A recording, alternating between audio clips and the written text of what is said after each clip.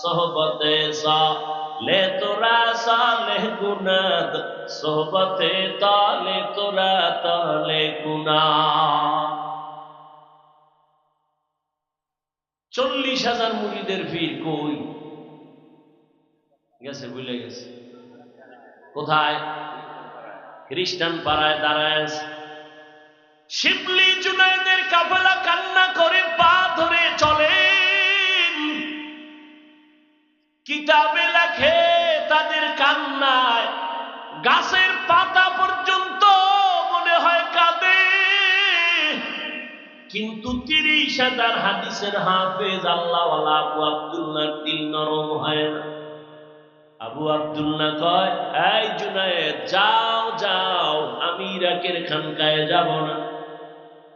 ইতিহাস বড় লম্বা।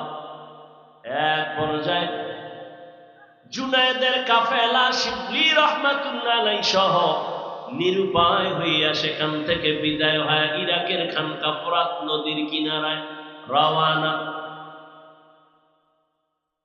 আর এদিকে 30,000 হাদিসের হাফেজ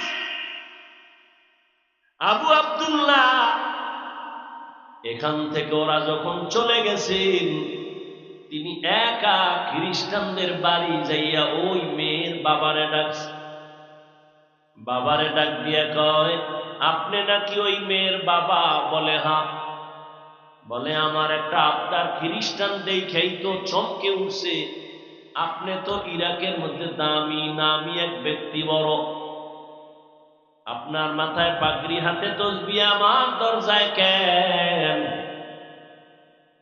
আল্লাহর বান্দা আবু আব্দুল্লাহ চিন্তাহীন ভাবে বলে ফেলল, ও খ্রিস্টান, আল্লাহর বান্দা, আমি তোমার মেয়েকে বিবাহ করার জন্য আসছি।